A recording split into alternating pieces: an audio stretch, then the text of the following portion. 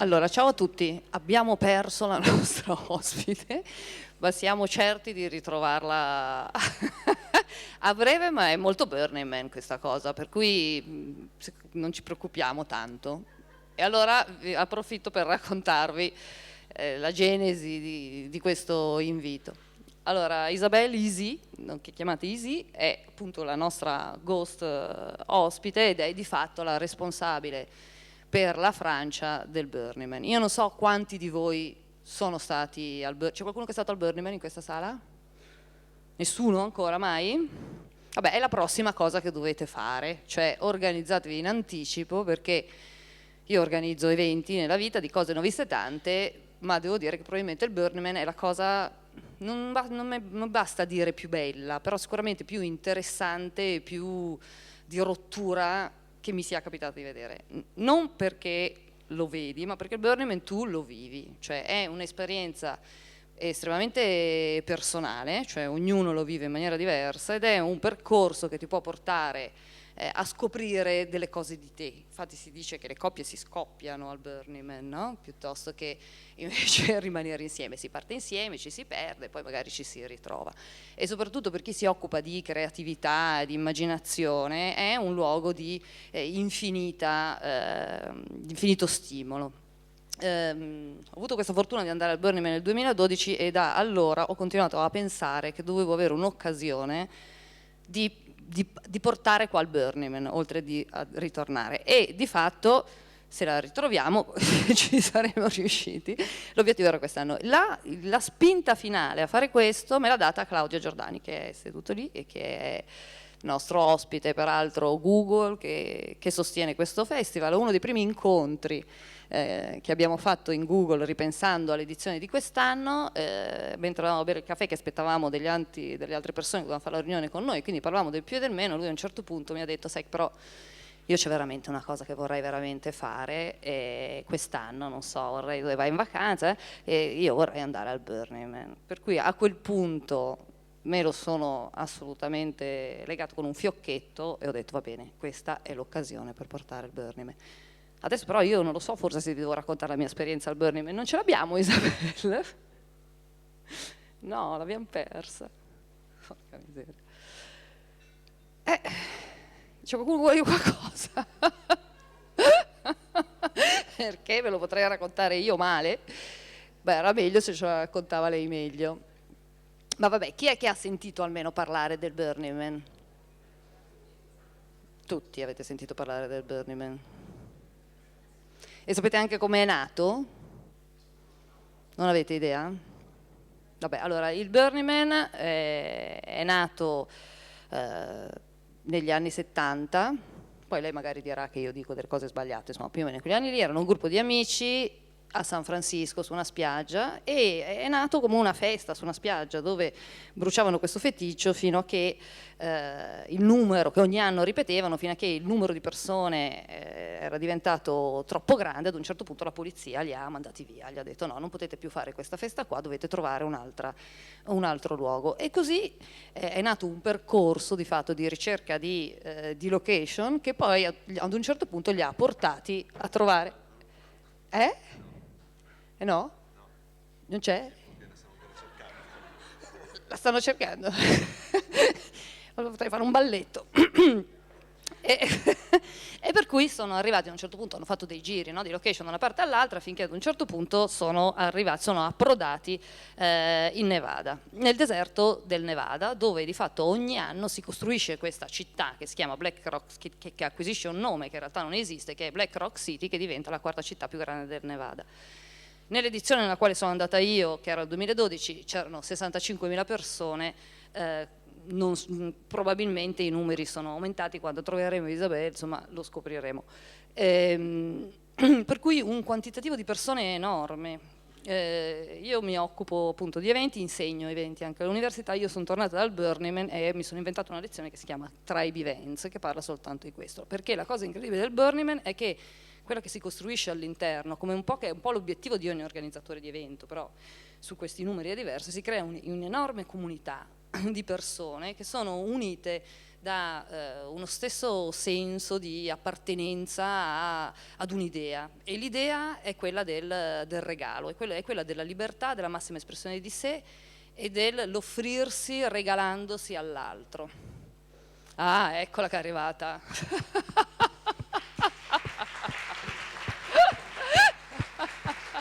Thank you, Isabelle. Okay, so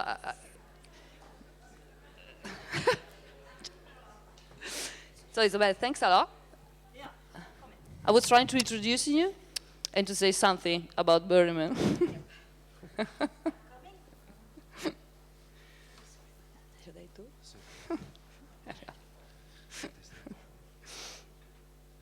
Eccola qua. Isabelle, Izzy.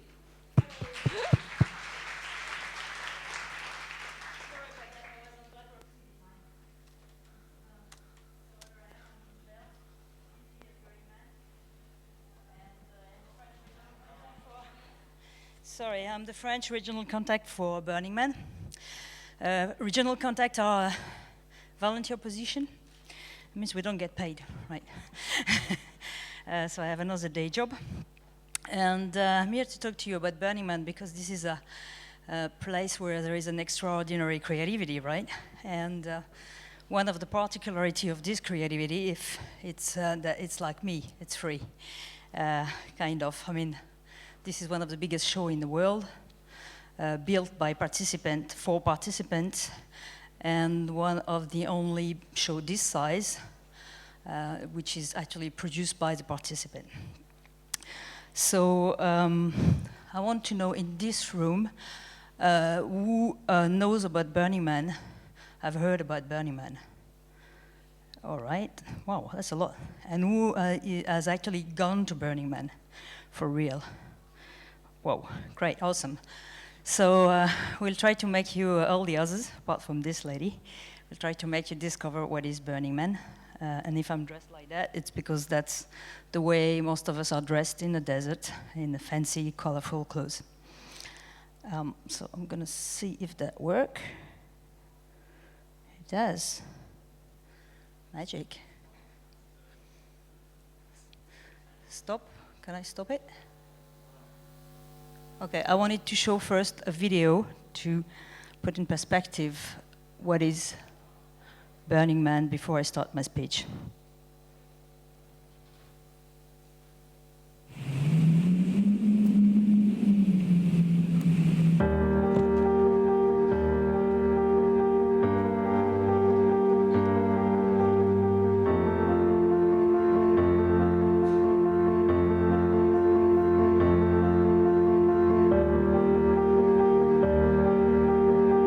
I actually describe Burning Man not as an event that takes place, but as a community, which is a gathering of some of the most creative, extraordinary individuals in the world.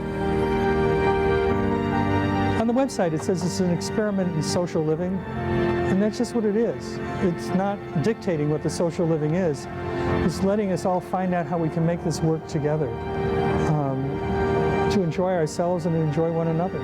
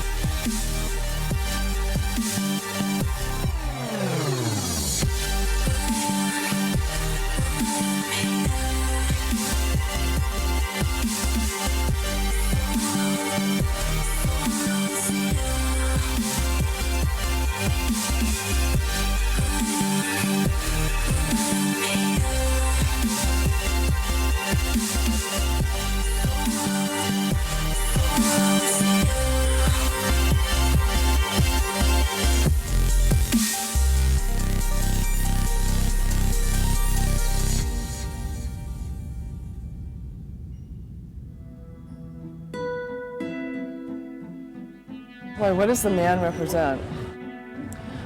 I think he represents all of us. He's the collector of all the imagination and all the energy and he consumes it all year long so that he can literally burn up like a phoenix.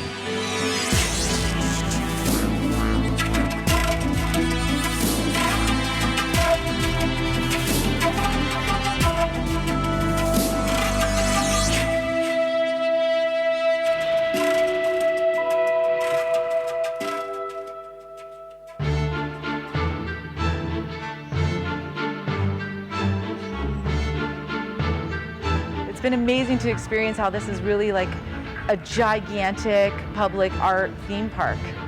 And it's like climbing on huge art pieces and being lifted up into the sky by balloon installation. Like, I just had no idea. One person did one thing and everybody else went, if they could do that, I could do. And it showed them the potential within themselves. And it really is its own genre because there's nothing here, and it's so huge that the dreams of the artists are just immense.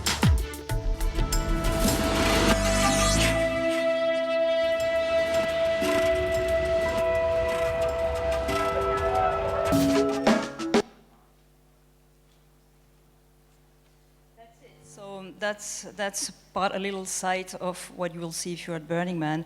It's like virtual reality, but without the virtual, it's real. So how did it started? And it started in '86. Some people might know that, but I want to go back a bit on history. It started in '86 when literally two guys with a hammer decided to build a wooden figure and burn it on the beach in San Francisco for no reason, really just to have fun. They found it very funny, and people came and interact with them. So they did it the next year and the next year. And in 1990, the police came as well and said, you cannot keep burning things on this beach, you gotta go somewhere else. So those guys in the bunch knew another place in the Nevada desert, which is called Black Rock Mountain, Black Rock Desert. And they say, let's go and burn it over there. So they went there in 1990. And it keeps going since then in this place in the Black Rock Desert. Nowadays, it has changed a lot. It has been 30 years this year, 86 to 2016. And this is Burning Man now. You see the size of it. This is taken from 3 o'clock, because the streets are named by time. So this is 3 o'clock going to 9 o'clock, and you have 6 o'clock in the axis of the man. This is very big city. It's 70,000 people now, and it's 300 art pieces, 500 art cars. Art cars are actually so this is 70,000 participants. Most of them look like that. So it's not all a bunch of naked hippie, right? Some of them are dressed. 300 art pieces roughly. Most of them quite big, like the lighthouse we are this year, Embrace in 2014, Bliss 2014 too. This is the art car. Art cars are mutant vehicles designed to look like something else, whether a duck or a shark. This is a piece of art as well. Takes a lot of time to design and to build and to bring to the desert. This is the only way of transportation in Black Rock City. That and bicycle. But actual cars are forbidden. You cannot drive on the playa with a car. And this is built, as I said, by people, for people. In these pictures, you see some of the people that build it. There is the DPW, the person that actually built the city. There are volunteers that are doing the toughest job. The rangers are trying to keep the security and the orders, along with the normal, regular sheriff, if something very wrong happened, but the rangers do a good job at it. We have the media mecca, where you will find me if you come to Burning Man normally, where we greet the journalists and the press. We have a post office. We have quite a good hospital if something happened, with nurses and doctors. We have an airport under civil aviation regulation. So, and we are the largest Leave No Trace event in the world. Leave No Trace means that when we leave this city, nothing stays on the ground, and the desert go back to the desert, which is basically alkaline dust. Actually, the people that are restoring the playa, we call it restoring, are still there or left last week. So it takes at least 2 months to keep restoring, even though we take a lot of care when we go there and we don't drop anything on the floor and we bring everything back with us. There is still some restoration to do, and the DPW team that you've seen earlier, not only they build, but then they restore the playa, the champions. So it is an event, as I said, built by participants, for participants, and that makes it very particular. This is not what, again, people say a bunch of hippies. This is people working very hard. More than 70,000 persons, probably more than half of them are actually volunteers building or doing something for these events. And if you're not volunteering per se, if you live in a camp, you will have to do your chores like kitchens or building the art car or building the camp itself. So you will actually work. It's not like only a week of leisure and you know, holiday. It's actually work. So some people might think that you'd be mad to go and spend a week in the desert, in the dust, just to work. But that's actually where we take the pleasure of it. Some of us, anyway. So some people wondered, this is a temple, by the way. The temple is a sacred space where people can go and, you know, mourn or reflect about their life or people they lost, and this is a very spiritual piece of art, built normally, I mean, most of them have been built by this person called David Best, and David has exported the concept around the world, because he has built temple now in Ireland, for example. The temple are built and you mourn in it, you go in it and you relax and you meditate, and then at the end the temple is burned as well as the man on Sunday. So the piece of art, as I said, are built by participants. This one was built in 2002 and needed 1,000 volunteers to build. Burning Man has then expanded around the world in the 90s when some people decided that it would be nice to export that at home, to export this concept at home. And so they started to build it in the States, in some different states. They started to build regional events. And then it went out in Europe and now in Asia, and it's now present in 34 countries. The one you see it is Africa Burn. It's 10,000 people in South Africa, and it has been the 10th anniversary this year. So this is like the community is expanding. The community is expanding because people want to take this spirit out at home, but also because not everybody could now go to the desert in Nevada. It takes a lot of, there is 70,000 tickets sold, and not everybody can get one anymore. So some people started to go in South Africa. There is a big one in Isabelle as well, called Midburn, and they all build around the same spirit of participation. We have some in Europe as well. There is even one in Italy called Burning Boots. It's around in the mountain around Torino, I think. There is a big one in Netherlands called Where the Sheep Sleep, and we have one in France called Crème Brûlée. Those events are small. They're around 400 or 500 participants. This is not a lot, but you have the same feeling that you have in Burning Man by the creativity and participation of it. Burning Man project now has expanded. Since 2 years ago, Burning Man became a non-profit. It was a company before, a LLC in American law, and it became a non-profit 2 years ago. It's actually one of the largest non-profit and cultural non-profit in the US. This allows them to develop some other project without having the constraint of being a company.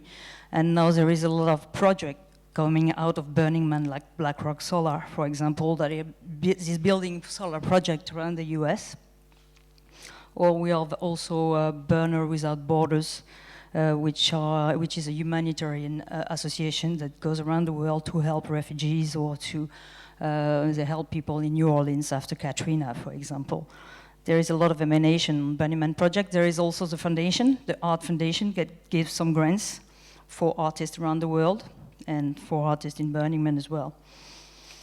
This is where the money goes, because as I told you, it's a show without business, but there is some money that is managed by Burning Man non-profit.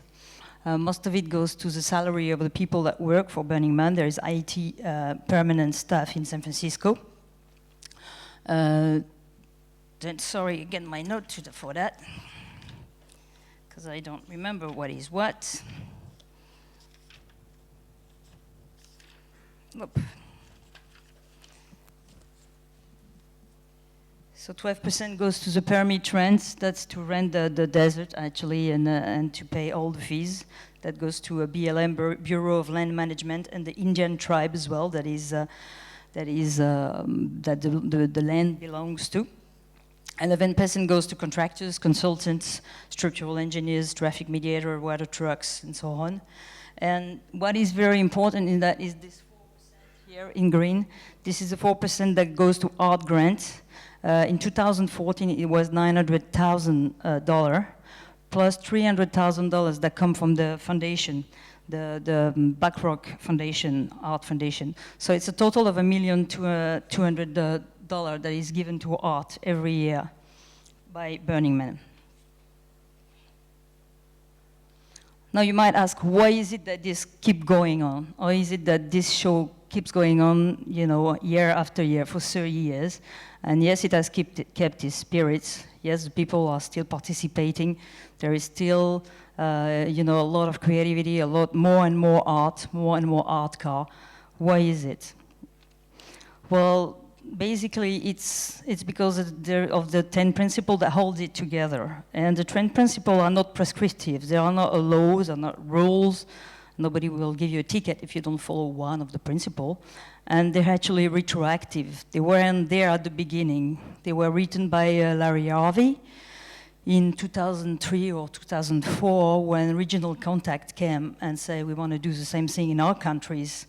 What do we have to do? And instead of giving them a big Bible with a lot of things to do, you know, he gave them the 10 principles by observation of what happened at Burning Man. So they're not actually a guide, but they're what actually happened. They're all important. They all, you know, mean something for us. I think the three first ones are very important because that's at the core for me, but some people might find that three others are more important. Radical inclusion means everyone is welcome. There is kids, there is very old people, there is poor people, there is rich people. Even rich people are welcome. They have a discussion, there is discussion about that, about people bringing a lot of money in Burning Man. And yes, they have big RVs, they might have champagne in their camp. But they might also bring this big piece of art and this big dance floor that you will dance out. As long as they share it with you, as long as it's open for you, there is no real problem for us, I mean, for BM.org, that these people bring this money, because it's to share. And no matter how much money do you have, anyway, there is nothing to buy. So you might be the richest man on the planet. You can only survive with what you bring in the desert. Your water, your champagne, if you bring some. And the gifting principle means that you have to share that with your friend and with people you don't know as well. The commodification is important. That's what makes the title of this speech. There is no business in Burning Man. The only thing you can buy is a coffee. It's $2. And ice, because you need ice to keep your food in your cooler. So the big pack of ice will cost $5, I think. That's the only thing you can buy, and it makes a really different atmosphere when you're in the city for a week, where you have no network and you cannot buy anything. All of a sudden you enter in another circle in something else. When they try to understand what makes this city particular, a few years ago, this founder of Burning Man tried to understand what makes it so particular, why people create and like Burning Man so much. They say it's because building art together create bonds. And I experimented this year when we built our art car.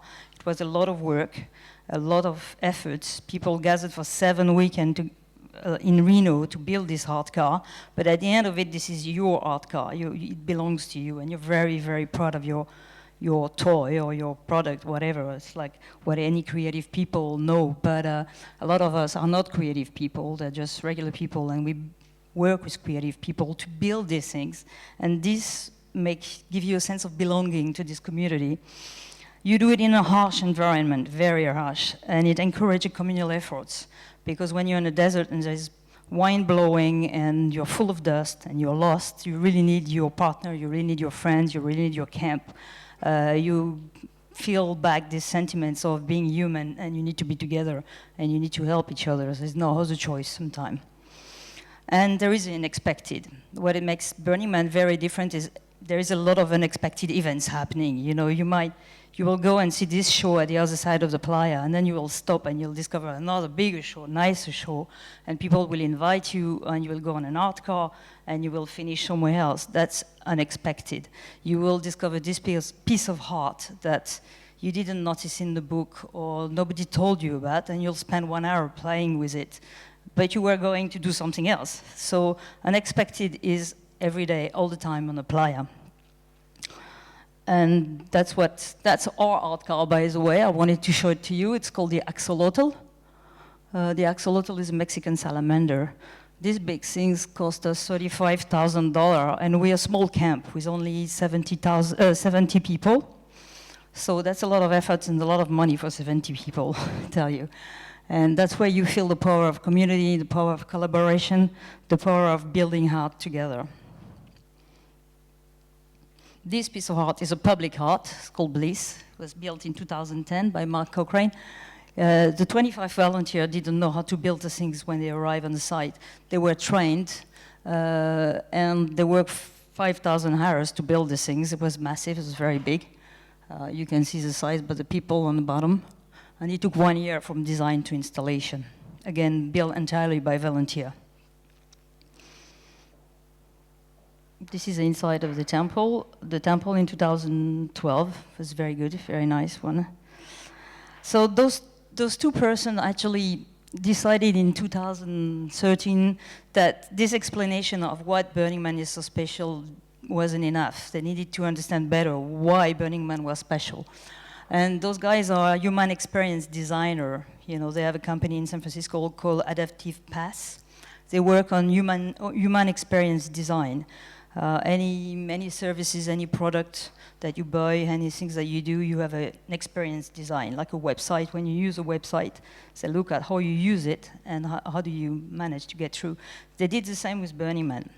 And what they found after they interviewed the founders, they interviewed a lot of participants, they actually made them do a diary and they write what happened to them and what they did in the playa. They found that Burning Man is a magic circle.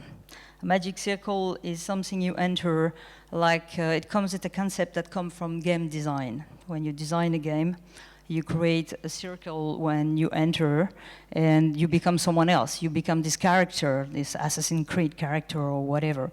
Or as well, when you play a regular game like football, you enter the field and you become someone else. You're not a marketing person anymore, or you're not a sales person anymore. You're a player, you're a defender, and you turn into someone else. Burning Man, according to all the testimonies that they got, built this sense of magic circle. When you enter the magic circle, you're someone else. And you can be someone else on Monday, on Tuesday, on Wednesday, every day. You can change your identity. You don't have to be any more what you are in your real life. That's what people felt at Burning Man. They also felt that there is a big amount of trust. Those guys are called the Candyman. The Candyman goes around the city and they give you candy. Now, there might be people going around, give you massage, or give you ice cream, or give you food, or alcohol, whatever they'll give you. And normally in your real life, you won't take any of those from people you don't know. If you walk around in Milan and someone gives you something, you'll be like, what does he want from me? You know. In this city, for after 1 day or 2 days, you get used to it, and you'll take whatever they give you, and you will give them something as well. And you will do it, it will build a big amount of trust into all your environment. You know these people, you trust them. It's like all of a sudden you have 70,000 friends. And anything they want to give you is like nice things, you know, and smiles and hugs. So that builds a certain amount of trust that is not very easily found anywhere else in life. apart maybe your family or your friends, of course. And distrust is also built by the harsh environment. As I tell you, this environment tries to kill you. Honestly, it does. You know, it's alkaline dust. There is like very strong wind. Sometimes it rains, and then you cannot move anymore because it does big mud. This environment is harsh, and because you trust your friends and you trust the community, it helps you survive in this environment as well, and it gives you a lot of energy, and you're not worried anymore about this environment because you know with all these people around it, nothing will happen, whatever. And then after you have this magic circle, after you enter the magic circle and you feel the trust, those guys discover that you enter a state of play and flow. And play and flow are concepts that they relate to kids. Kids playing enter this circle and they don't think about anything anymore and they're in the flow. A flow is something you do naturally without thinking about it, like surfing or creating, painting. You don't think about it, you just do it. It's like a kid playing. For an adult, it's called a flow. And they found that the participant at Burning Man told them about this flow sensation of playing like a kid, and you don't know what you're going to do next. You don't know what's the game going to be next, but you don't care, and you don't look at the time, because time doesn't matter. And this leads to what makes Burning Man very special, we believe, they believe, and I think they were quite right in their research, is opening. What Burning Man actually does to people, it opens you. It brings you in a state where you're very creative, mind open, even though you don't have a really creative mind like I do. Suddenly you become creative, and you open to the others. And we think that opening to others is like a sport. You have to practice it. But in the real life, we don't practice it anymore. I mean, it's more, for some people, it's more difficult than for others, for sure. But in Burning Man, everybody, even if you're very introvert, will practice this opening to others, opening to art, opening to creativity, opening to participate, to help your neighbors to do something, or to give something to someone because he really needs it and you have it, so you give it to him. This opening, we think, we bring in the world as well, and when we come back from Burning Man, we have this feeling that, the opening is there. And for a month, 2 months, 3 months, it stays there with you. Then it starts to fade away, maybe a little, but that's what we bring in the world, and we believe that's what the world needs, and that's actually what creative people also needs to be more creative. This is another video of 2016 to end up the speech.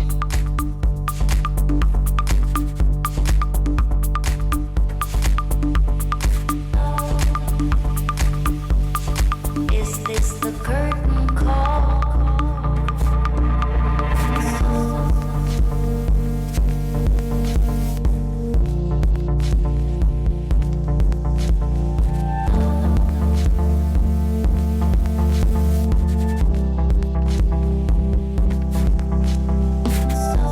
This town's a judgmental place, and I'm unsure in any case.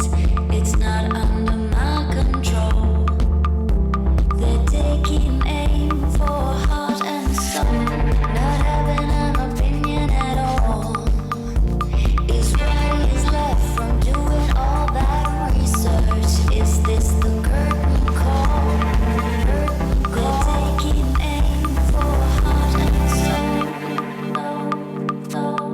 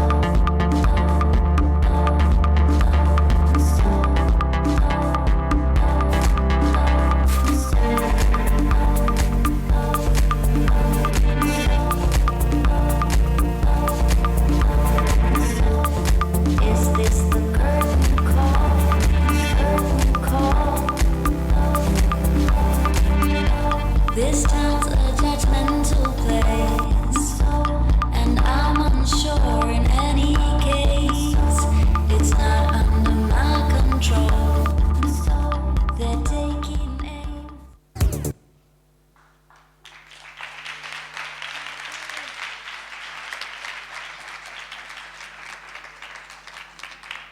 So see you in Burning Man in 2017, I hope. Or in any European event.